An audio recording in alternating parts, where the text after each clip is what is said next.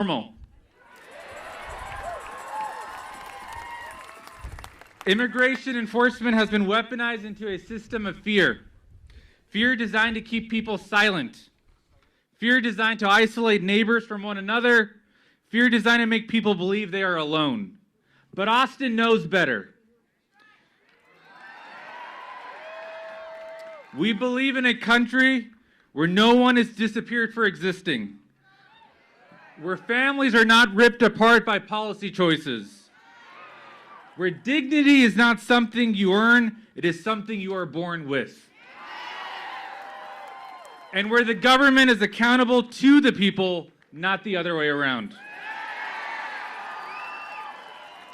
We're not here just to express outrage, we're here to draw a line. A line that says this has gone too far. A line that says our neighbors deserve safety, not terror.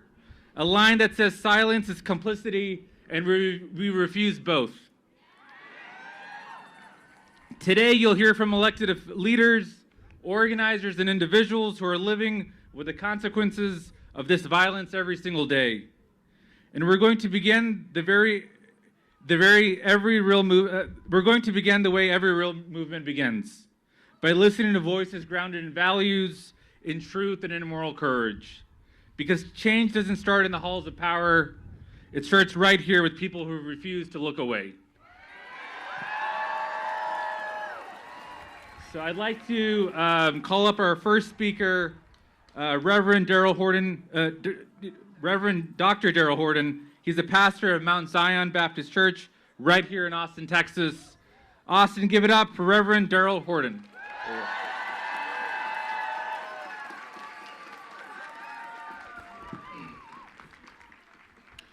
Good afternoon to everyone.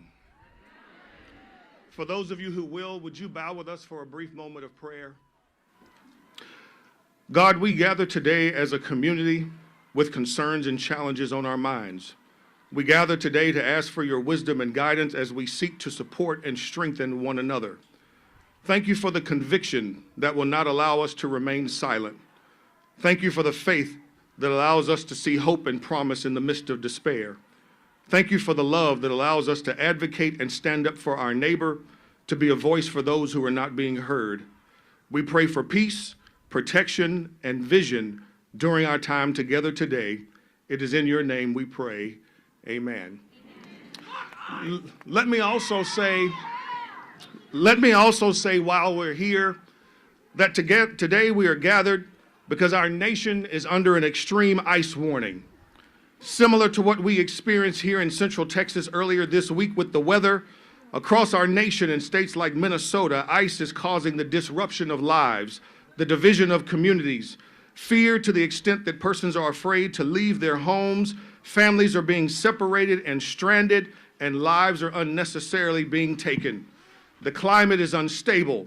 There's a lack of reliable and consistent information, and people are looking desperately for leadership and for solutions. I'm also here to remind you that this extreme ice warning is a crisis, and it's a wake-up call for the church, for the body of believers.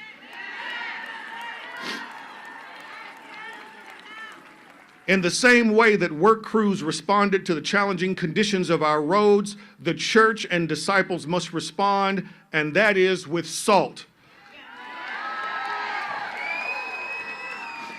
When conditions get severe, work crews salt the ice to lower the freezing temperature of the water on the roads and reduce the impact of ice. The same can be done with us as a church through our commitment to be the salt of the earth. Matthew chapter 5, Jesus tells his disciples to be the salt of the earth. We are to be the presence of righteousness, of love, of justice. We must be present, vocal, and visible to love our neighbor, to stand for what is right, and shine a light in dark places.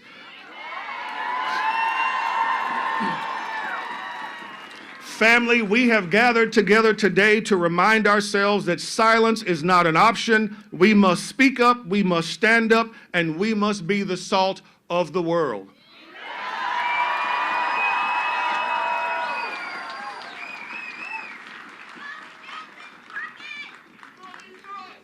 Great.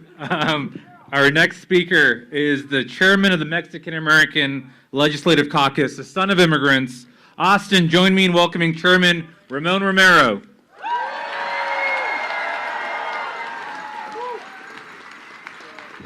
What's up, Austin?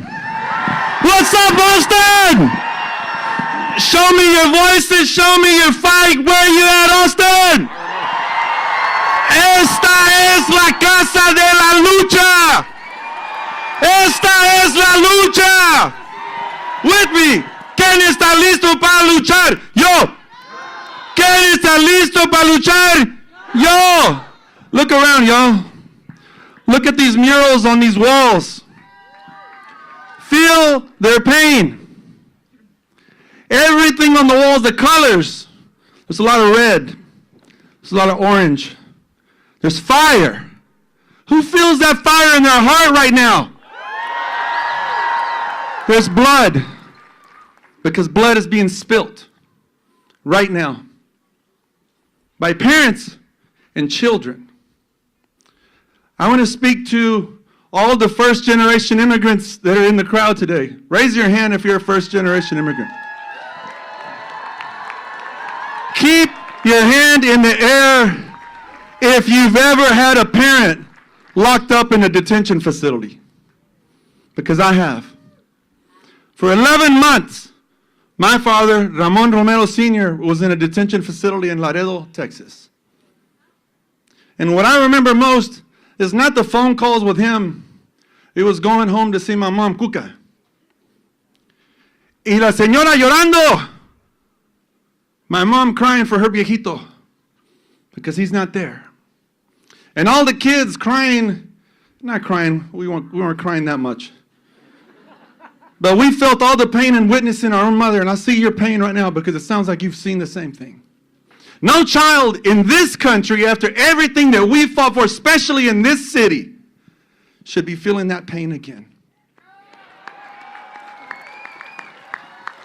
Every one of you should be proud of the phone calls that you've made to free Liam Ramos, because it was because each and every single one of you and everybody around the country that said, hell no! Hell no! So when we say ice out in Spanish, we say fuera! Fuera! Fuera! Fuera ice! All that passion that you're feeling right now, it's not even cold out here anymore. I should take this jacket off. We need it. All the way to November. Some of us are asking, what do I do right now? And yeah, you did it today. You showed up. And you're around somebody. Look around. Tell somebody right next to you, I love you for being here today. I love you, man. I love you, ma'am. I love you. I love you. I adore you. You're my friend and I don't even know you. But I love you. And you know what else? I need you. I need you, neighbor.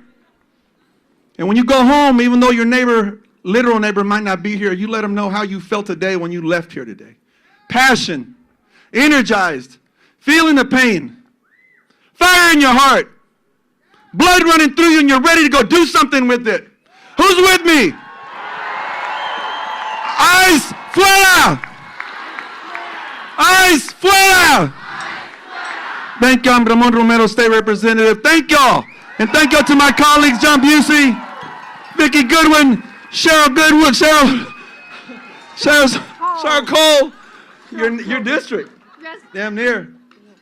And y'all know who's coming up. I am so honored to have all these folks back behind Gina Hinojosa, Congressman Castro. Did y'all hear what he had to say when he left that place? Did y'all feel his pain? You're going to see it again. Thank y'all for being here today, everybody. We love you.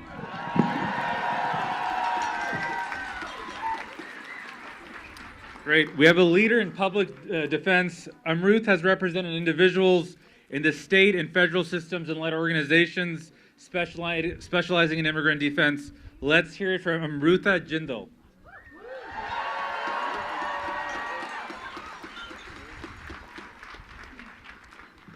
Wow, it is awesome to be with all of you here this afternoon in the capital of our great state of Texas. Thank you for being here. I heard you. I will speak louder. Is this better? Okay. I am the daughter of immigrants. Immigrants who came to the United States 50 years ago and moved to Texas with a big dream to build a better life for themselves and their family. I am also a public defender. For almost 15 years, I've represented people charged with immigration crimes at the U.S.-Mexico border. People who oftentimes have the same dream as my parents, but instead, their dreams are treated as if they are criminals.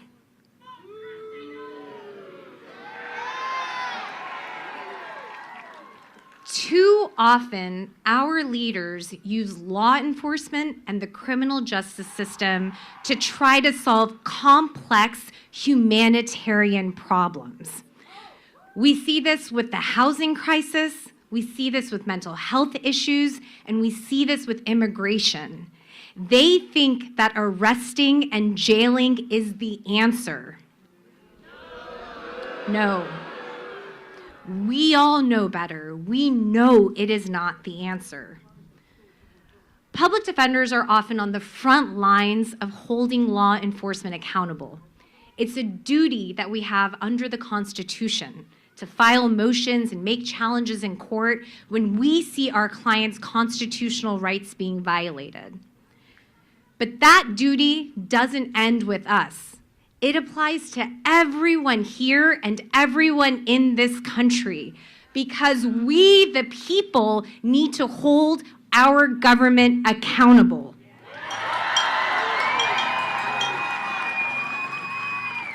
And we've never needed to do so more than now with ICE. It is urgent. We need to hold them accountable now.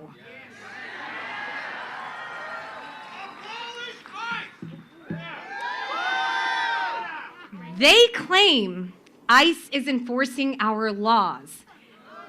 They say ICE is making our communities safer. But we see protesters being shot and pepper sprayed, and we know that people in ICE detention are dying. Tell me something. Is that making any of us feel safe? They say they're going after people who aren't following the rules. But we see asylum seekers going to their government-ordered appointments and court hearings only to be separated from their families, arrested, and deported. Is that making any of us feel safe? They say they're going after gang members, but we see fathers being separated from their families and sent to a torture camp in El Salvador, labeled a gang member simply because of a tattoo on their body. Is that making us feel more safe? Believe your eyes. Believe what you see. This isn't about safety.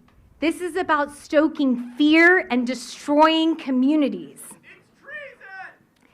It's time that we use our voice to demand change, to demand that we stop attacking immigrants, and we stop now.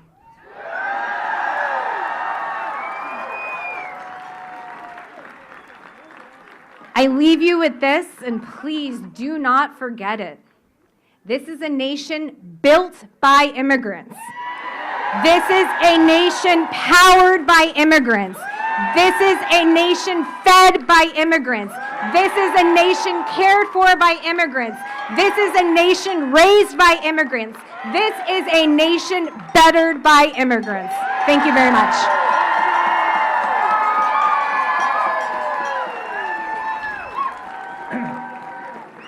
Thank you, Amrutha. Our next speaker is Evelyn, a woman whose husband, Francisco, was taken by ICE in Texas and her children. Evelyn?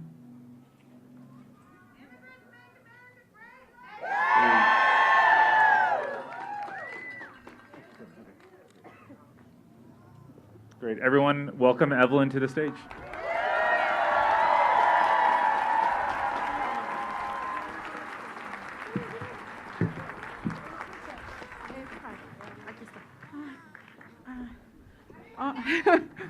Hola, mi nombre es Evelyn, soy esposa de Francisco desde hace 15 años.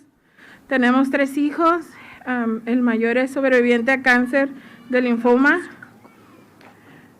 La más pequeña fue diagnosticada con diabetes tipo 1 hace 1 año y nuestros 3 hijos sufren de asma. Hello, my name is Evelyn. I've been married to Francisco for 15 years. We have 3 children. My oldest is a lymphoma cancer survivor. My youngest was diagnosed with type 1 diabetes a year ago, and all 3 of my children suffer from asthma.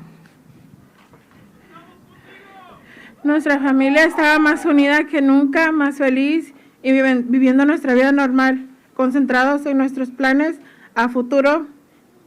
Y la familia de repente, un día 2 de diciembre del 2025,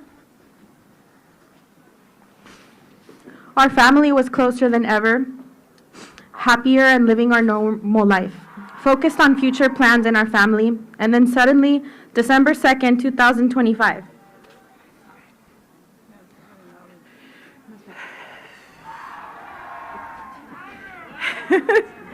un día fue a poner gasolina para dirigirse a su trabajo.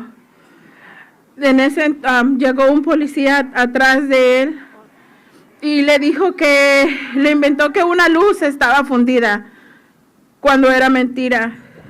Solo lo hizo para llamar a ICE y entregarlo.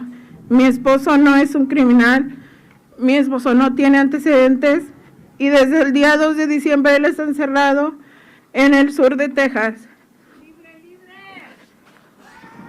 It was a normal day. My husband got up to work. He was going to get gas. He called me and was telling me he wouldn't be late that day, when suddenly he said, "Wait for me, a police officer is here." They made up that his light was out. They stopped him and he hung up.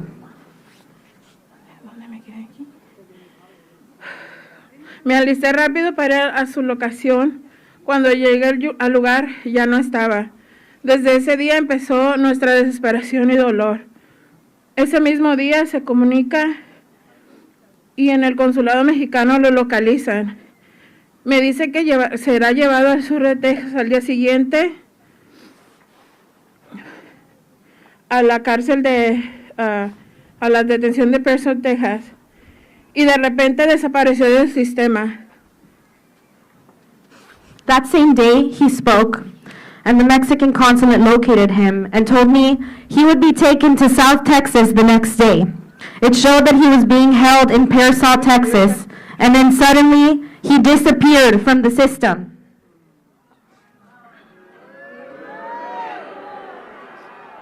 ¿Dónde me quedé? Llamaba al centro de detención, no me daban razón. Me decían que llamara a un número y jamás nadie me contestó. Hasta el día 5 de diciembre que recibí una llamada de un miembro del hospital diciendo que vieron a mi esposa en el hospital de San Antonio y iba muy mal. Busqué la información del hospital y llamaba, jamás me dijeron nada. Llamaba al centro de detención y nadie me daba información. Fueron 16 días en los que mis hijos y yo llorábamos por no saber nada de mi esposo. I called the detention center. They wouldn't give me any information. They just kept saying I was calling this number. I called and no one ever answered. Until May 12, 2020, until December 5th, 2025, when I received a call from a relative telling me that he had seen my husband at a hospital in San Antonio and that he was in very bad shape. I looked for information about the hospital. I called, and they never told me anything. I called the detention center, and they gave me no information whatsoever. And it went for 16 days, during which my children and I cried because we didn't know anything about my husband.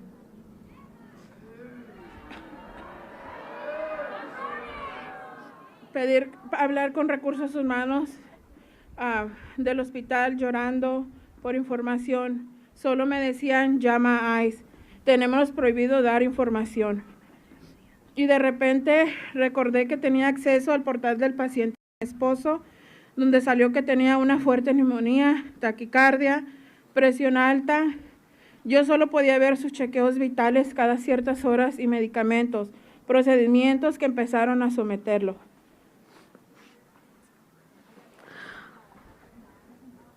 I asked to speak to Human Resources, where I begged and cried to find anything about my husband. And their response was, call ICE. We are forbidden from giving you any information. I suddenly remembered that I had access to my husband's patient portal, where it showed that he had severe pneumonia, tachycardia, and very high blood pressure. I could only see his vital signs every few hours, his medications, and the procedures that they had put him through.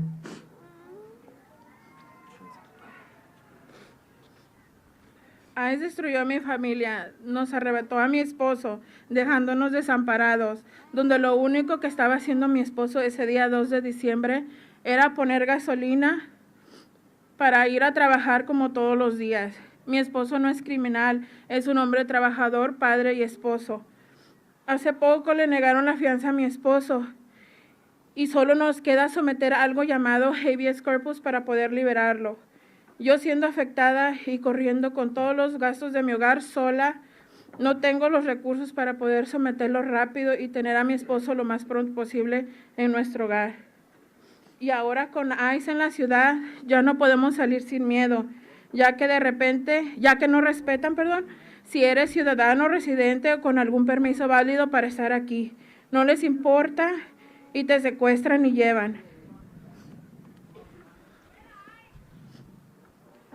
ICE destroyed my family. It stole my husband from us, leaving us destitute. All my husband was doing that day, December 2nd, was getting gas to go to work. My husband is not a criminal. He's a hardworking man, a father, and a husband. My husband was recently denied bail, and our only option is to file something called a writ of habeas corpus to get him released. Bearing all the household expenses alone, I don't have the resources to file it quickly and have my husband back as soon as possible.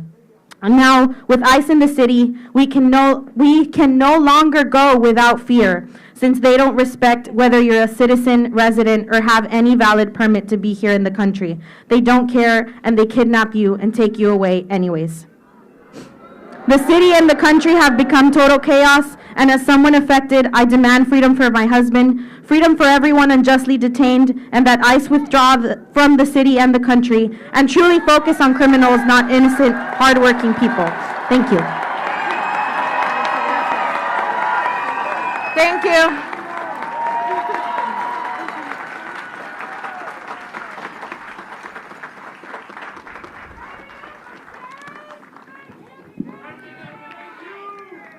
Great.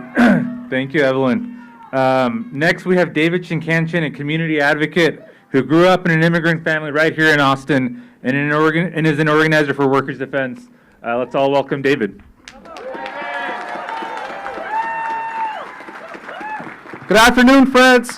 What do we want? When? Now. What do we want? When? Now. What do we want? When? Now. Yes. All right. Well, good afternoon. Like many of you, I am filled with indignation today, but I am also happy to be here, to look out on this crowd and see so many caring people, to join you today as we come together to send a clear message that we will not sit idly by as federal and state politicians rain down injustice upon our families, upon our neighbors, our friends, and our communities. My name is David Chinkanchin. I grew up in an immigrant family here in Austin, in a vibrant immigrant neighborhood in Austin called Dove Springs. And throughout my life, I have listened as leaders in the highest offices in business and politics and other fields have questioned the place of immigrant families and immigrant workers in American society. No more. I have watched as this vitriolic rhetoric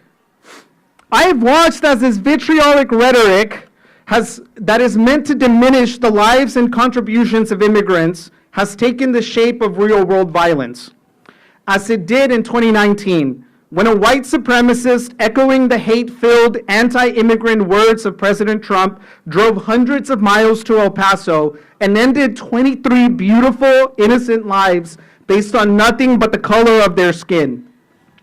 That hatred and violence takes forms that are even more insidious. That hatred and violence is directly transcribed into the policies that govern and oppress our daily lives.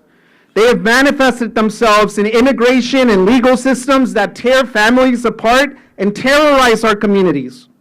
They have appeared in slashes to our public schools, and they have been reflected in the exclusion of immigrant communities and essential workers from access to life-saving services.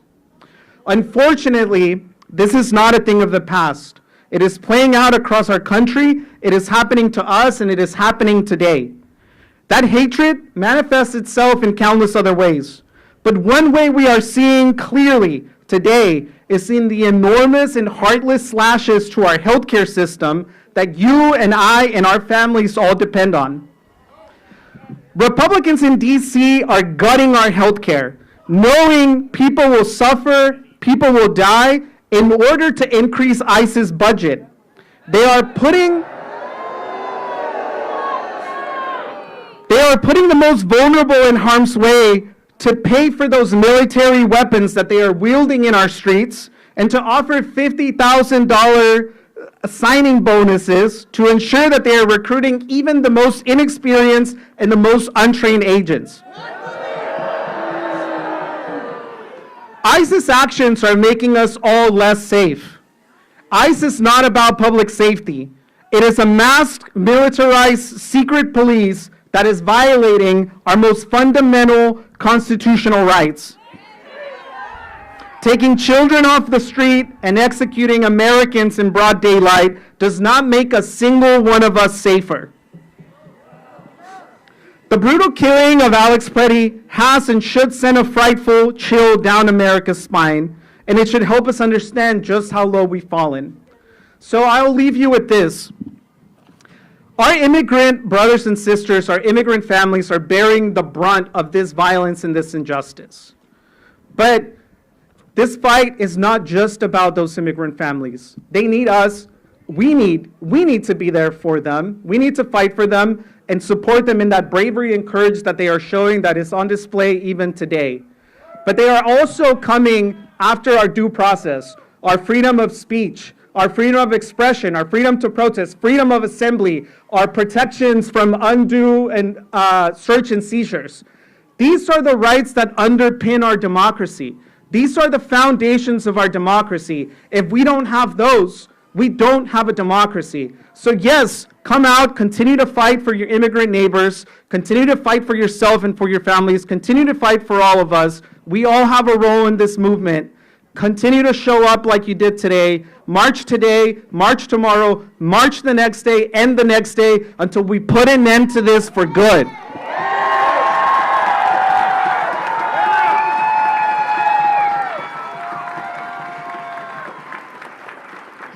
Austin, Texas, let me hear you. When I say mask, you say off. Mask, mask, mask. Mi raza les presenta a Greg Casar next. Thank you. Buenas tardes, Austin, Texas. To the folks up on the parking garage, out to the folks in the baseball field, and all of you, I'm Greg Casar, and I'm so proud to represent you in the United States Congress.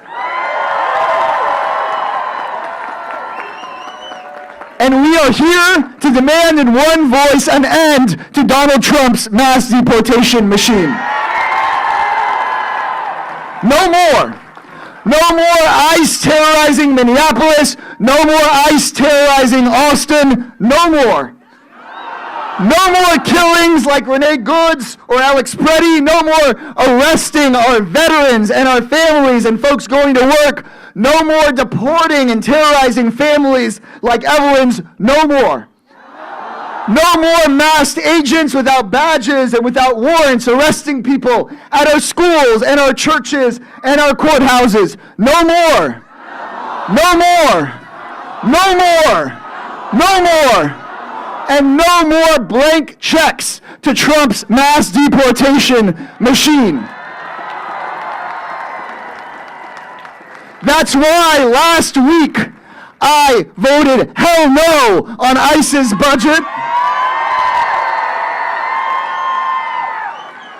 And that's why, thanks to you all making noise, the Republican plan to juice up ICE's budget is in total disarray. They're having to bring a vote back to the House on Monday, where again I'll be voting hell no.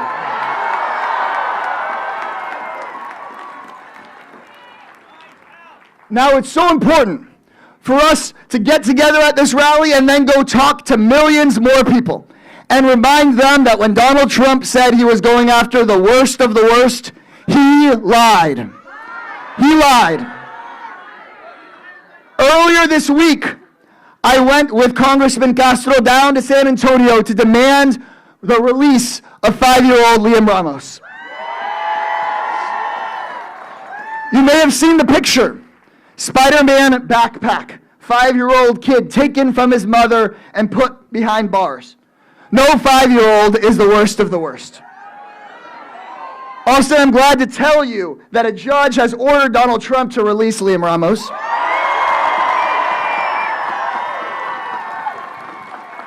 And we will get him released.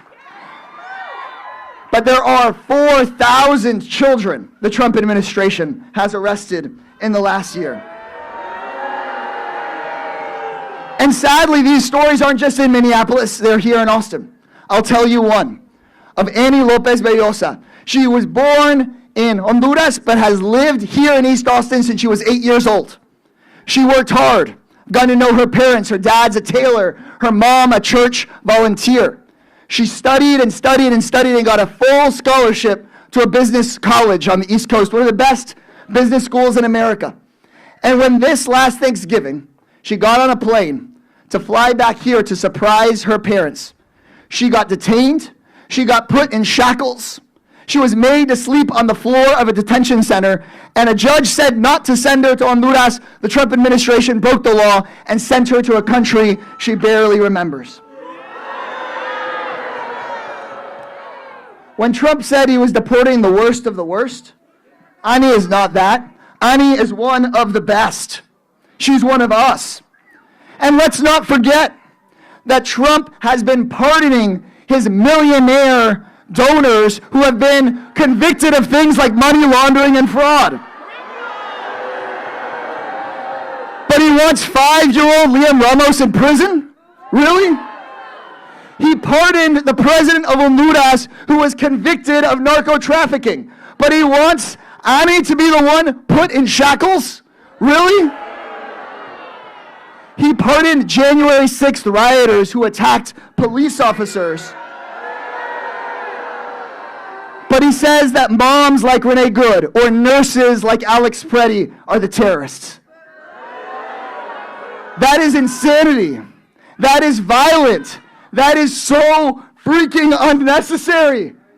Immigrants are not the danger.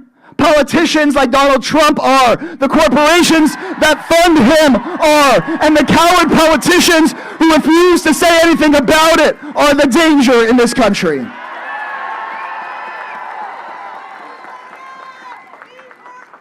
So right now, the question before us is, what can we do? Because it's not going to be politicians that come and save us. It's going to be the community who does that. There's something we can all do. It starts with coming to protests like this, getting involved in the organizations around here, and yet you heard speak. Join an ICE watch group. Just this last week, there was a training, 150,000 Americans signed up. Because Donald Trump wants this to happen in the quiet and the dark, but we're getting loud, and we're bringing cameras, and we're holding them accountable. And then while each of you do your part, we need to demand elected officials do theirs. My position is clear. I will not vote for 1 more cent for ICE or CBP until we end the terror. And now we need all elected officials to commit to the same, especially Senate Democrats need to hold them accountable. Everyone that represents you needs to do the same. And if they don't, we vote them out. If they keep on locking up our kids and our families, we vote them out.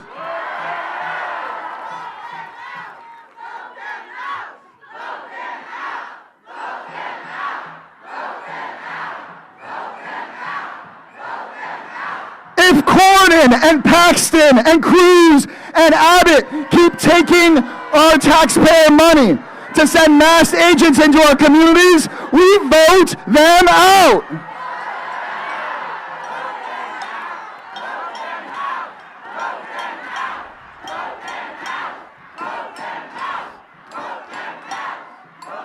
And if anyone tells you that's not possible, remind them what we got done this last year. We fired Elon Musk. We fired that CBP sicko, Greg Bovino, just last week. And while we're at it, we're going to impeach Kristi Noem.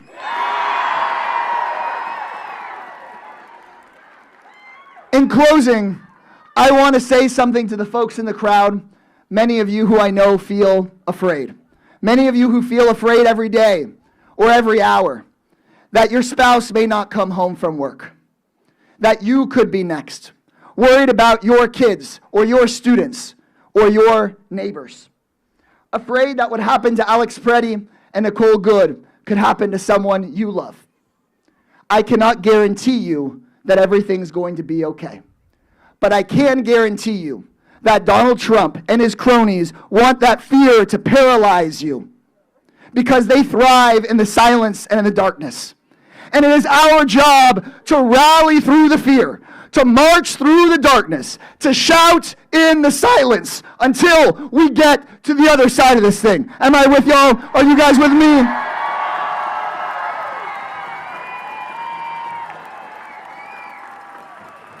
Because we're not just going to end Donald Trump's reign of terror. We're not just going to go back to the same broken system that Democrats and Republicans have overseen for decades. We don't have to settle for that on the other side of this. We're going to win immigration reform, legal status, and a pathway to citizenship for the millions of people that have been waiting for years so that Donald Trump and nobody else could ever do this to our people again. We're going to take the billions of dollars they put into that deportation machine and use it for good so that people here in Austin can afford their housing, afford child care, afford a decent life, afford their health care. How about that, y'all? A future where everyone can be safe and free. We cannot bring back Mr. Preddy or Miss Good, but in honor of their memories, people are rising up to demand a better world. Austin, together we can build it. I love all of you so very much.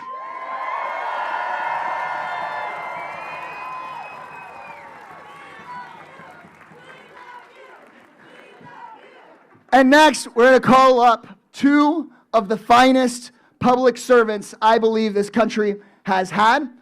My dear friend who led in the Obama administration to bring down housing costs, inspired Latino elected officials all over the country, and his brother, who I believe is the most respected member of the United States Congress, and he has led the charge that successfully is bringing Liam Ramos home. Please, let's hear it for Julian and Joaquin Castro.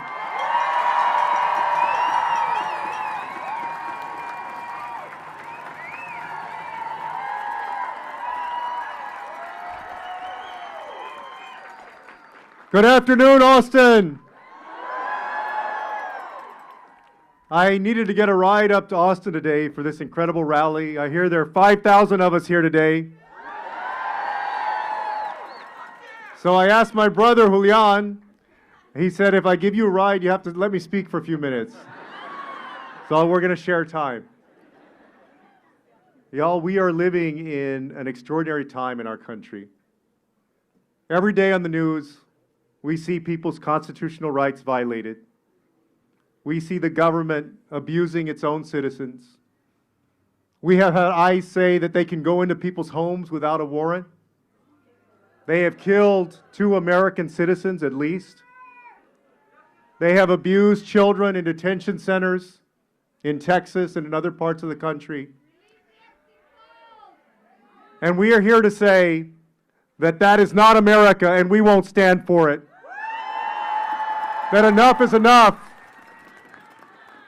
On Wednesday, I had a chance to go into the Dilley Detention Center and visit with Liam Ramos and his father, Adrian. And I let them know what so many people from Austin and San Antonio throughout the country and really around the world have said, that we're praying for him and we love him. And we demand his release. ICE needs to release him immediately. And I was glad to see this morning that a San Antonio judge, Judge Beery, ordered the release of Liam and his dad as soon as possible.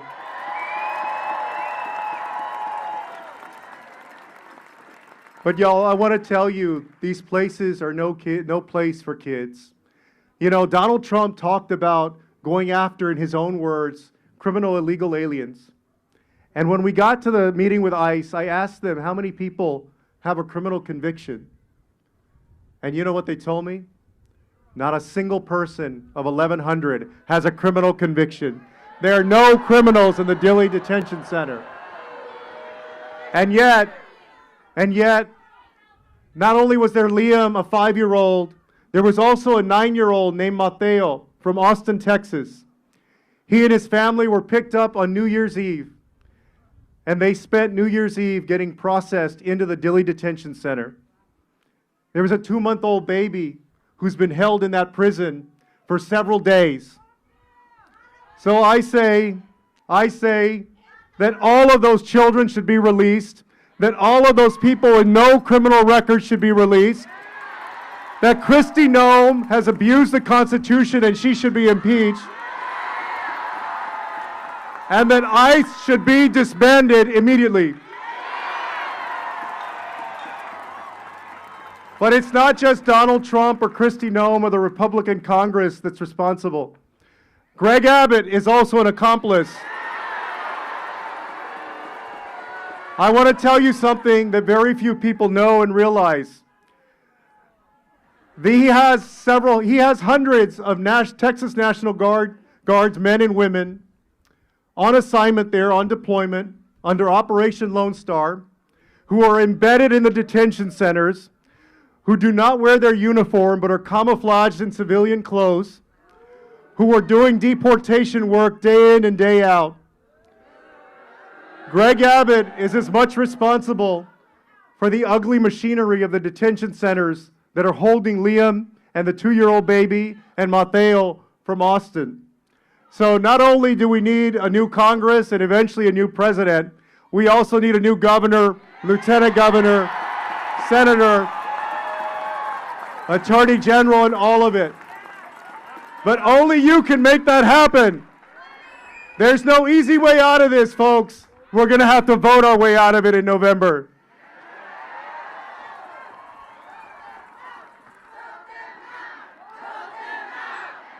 Now I want to have my brother. You can see that the easy way to tell us apart is that I have a beard, but he's also a little uglier than I am. I want to have him say a few words. Thank you, Joaquin. He always steals my thunder. So we'll just finish by saying, I want to pick up where he left off, that we have watched over the last year, since January 20th of 2025, we have watched over the last year in horror as this administration has torn down our Constitution, has torn away at our democracy, has abused its citizens, its immigrants, has tried to scare institutions, universities, companies, and the people into silence. I am proud of each and every one of you today for being here and using your voice and standing up to this administration.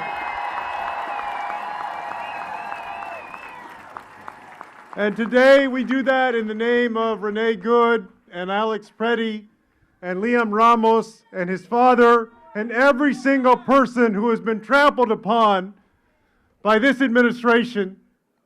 As Joaquin and others have said, the only way in this democracy that we're going to get back to where we need to be is through the people and their voice, their vote. If all of us do our job of showing up, of speaking out, of standing up and voting and making sure that everybody that we know does, then I look forward to November and that night when they're going to announce that Donald Trump and the Republicans have lost the House of Representatives, they've lost the Senate, he's going to get impeached.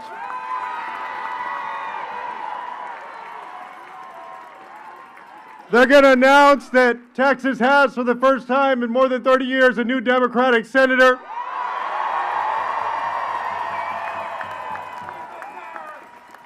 And that we have a new Democratic governor. And I want to introduce her, Gina Hinojosa.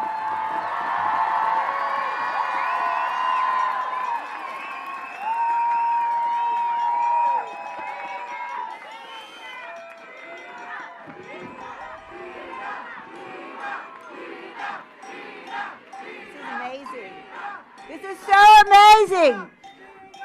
I am Gina Hinojosa, and I'm running to be the next governor of Texas.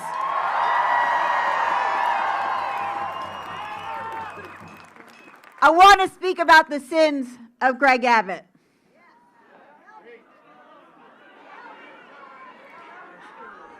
Okay, one of the sins of Greg Abbott.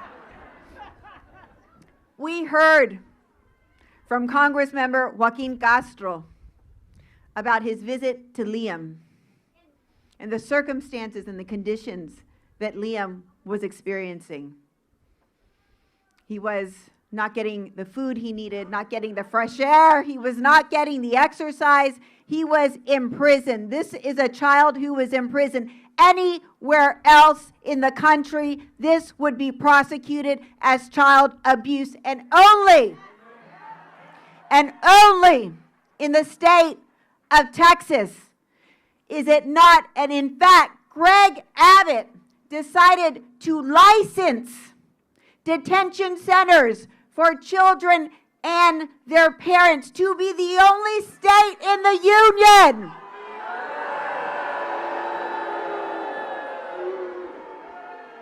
to have these detention centers.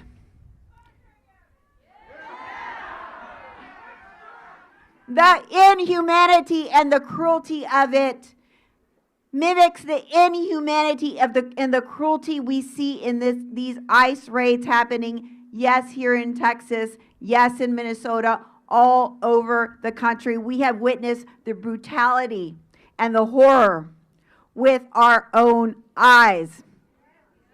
And there is a saying, you might have heard it, and it goes like this: the cruelty is the point. Have you all heard that?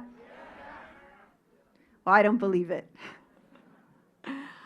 What I think is the point, the cruelty is the mask to conceal the corruption. Because let me tell you why we have detention centers in the state of Texas that incarcerate children. It is because Greg Abbott received tens of thousands of dollars from the private prison companies right before he made the decision to create these child detention centers. Since last year, everybody who is detained by one of two private prison companies, Core Civic and Geo Group. Core Civic, yes, boo. Core Civic's biggest investor is BlackRock. You heard of them? They exist to maximize profits, and that is the business model of Core Civic. Geo Group, no different. Exactly the same, and they are who gave $55,000 to the campaign to re-elect Governor Abbott. And when I tried to post about this on TikTok, the new American TikTok that is now owned by Oracle, founded by Larry Ellison, who is a top contributor to the president, I was blocked.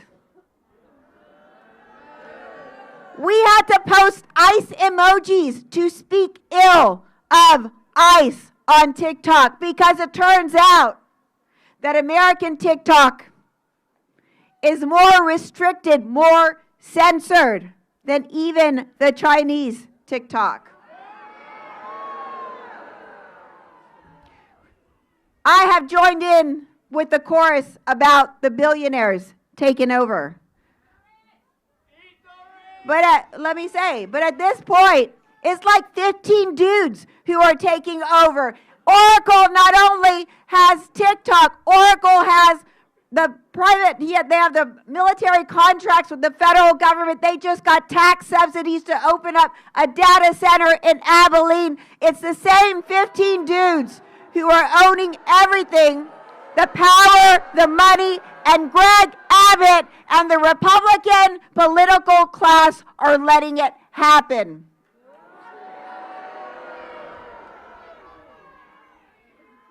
They treat us as subjects. They forgot that we are citizens, and they forgot that we are free, and we know our power. We finally have found our power. They thought that we were going to cower in submission with fear. But people are speaking up. People are turning out. People are winning elections. Yes, even in Texas. Yes.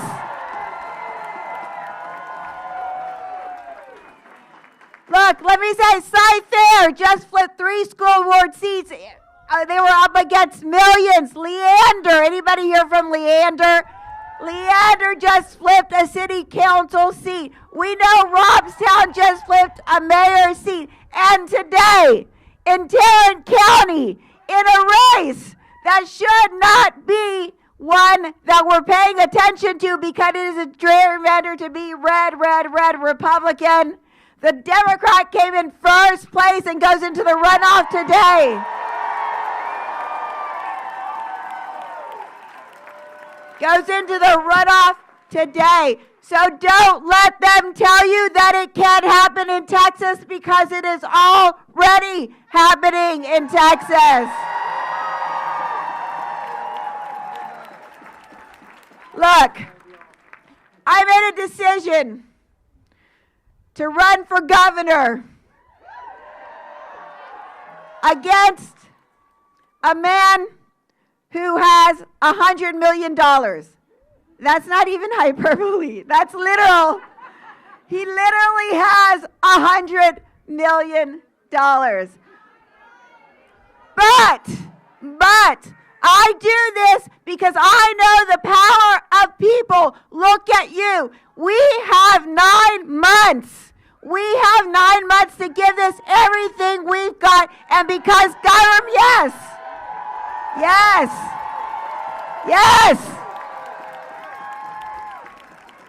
And let me tell you, it's not just Democrats who want change. Can I tell you, I get text messages from Republicans all over the state, many of them elected, who are telling me new ways to fuck over Greg Abbott. He is not popular.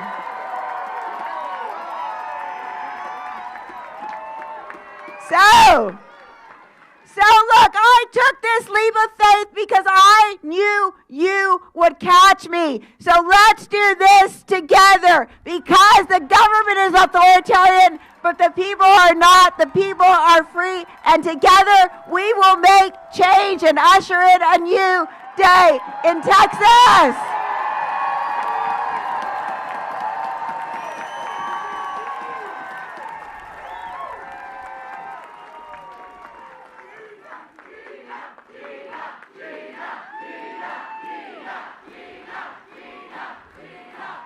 Well, thank you. Now, it is my honor to introduce this guy you might have heard of.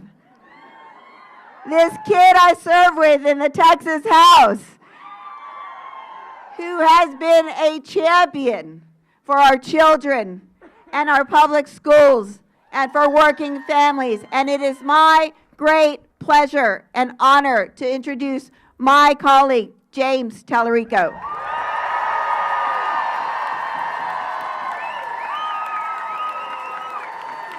Thank you, Gina. Thank y'all. Hey, Austin, Texas. Listen, when I was a public school teacher on the west side of San Antonio, I taught undocumented students, and these students were my most patriotic students. They understood something about this country that many of us have taken for granted, that this is supposed to be the land of opportunity. They believe in America even when America doesn't believe in them. ICE is terrorizing my students and their families. ICE shot a mother in the face. ICE kidnapped a 5-year-old boy. ICE executed a man in broad daylight on our streets. It is time to tear down this secret police force and replace it with an agency that is actually going to promote public safety. We must impeach Secretary Kristi Noem. We must prosecute agents who have abused their power. And we must haul these masked men before Congress so the world can see their faces. These masked men are waiting in school pickup lines. They're lurking in hospital waiting rooms. This is not law enforcement. This is something else. They say it's about law and order, but they're waiting outside courthouses, arresting people who are following the law and showing up for their immigration hearings. They say it's about the economy, but they are deporting the very people who keep our economy running. They say it's about illegal immigration, but now they're going after American citizens. This has never been about immigration. This has always been about control. The easiest way to control a population is to keep them afraid, to keep them looking over their shoulder, to keep them in line. Don't draw attention to yourself. Don't speak your mind. Don't criticize the state. Otherwise, you'll be disappeared or even killed. No more secret police. No more disappearing people. This is the United States of America. We're not supposed to fear our government. Our government is supposed to fear us.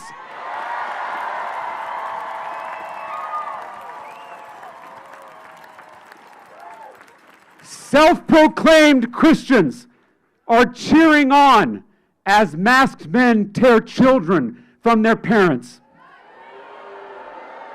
If Jesus was here today, they would disappear him into an unmarked vehicle. The most common commandment in the Bible is welcome the stranger. Scripture says we welcome the stranger because we were once strangers. All of us have that immigrant story in our family history somewhere. All of us come from somewhere else. That's the beauty of America. E pluribus unum, out of many, one. America is not mass deportation. America is not masked government agents. America is not arresting journalists and executing people in the street. America is the immigrant. America is the protester. America is the huddled masses yearning to be free. Alex Preddy is America. Renee Good is America. Liam Ramos is America. These brave Americans have been stolen from us. At this moment of crisis, America needs patriots now more than ever. I'm reminded of lyrics by a great American songwriter, John Prine. He said, "I really love America. I just don't know how to get there anymore." It's enough to break your heart.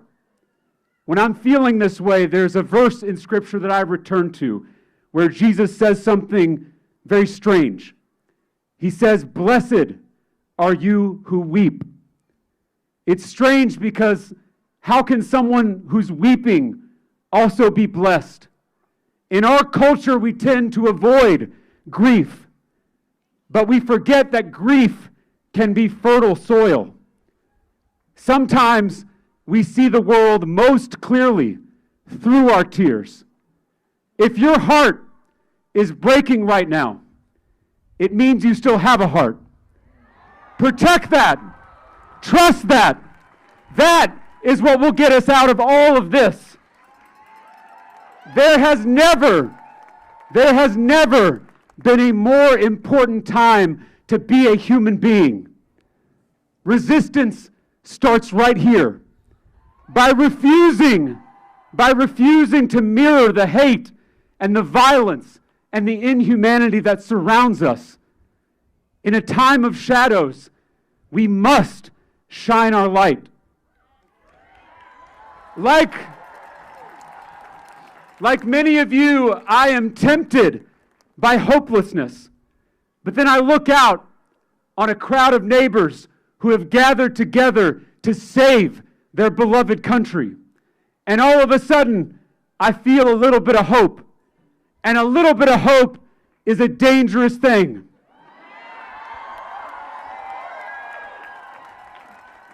The fact that all of you showed up here today means that you haven't given in to hopelessness. And that means that the bullies haven't won. America needs patriots now more than ever. She needs people like my students who believe in America. She needs people like you who are willing to fight for her. Blessed are you who weep. Thank you for being here. Thank you for being in this fight. God bless y'all. Let's go save our country. Thank you.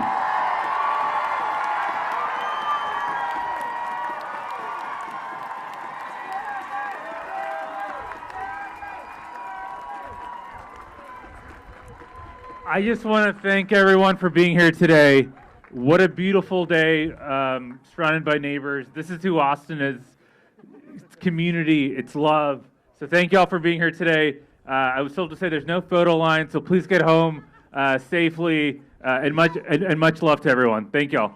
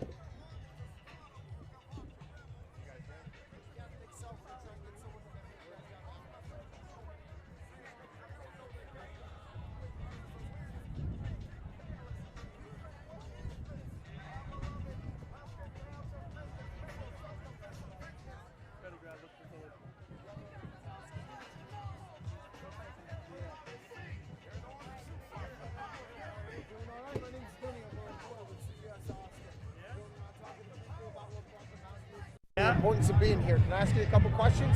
Sure. Perfect. We'll get this all set up. Yeah.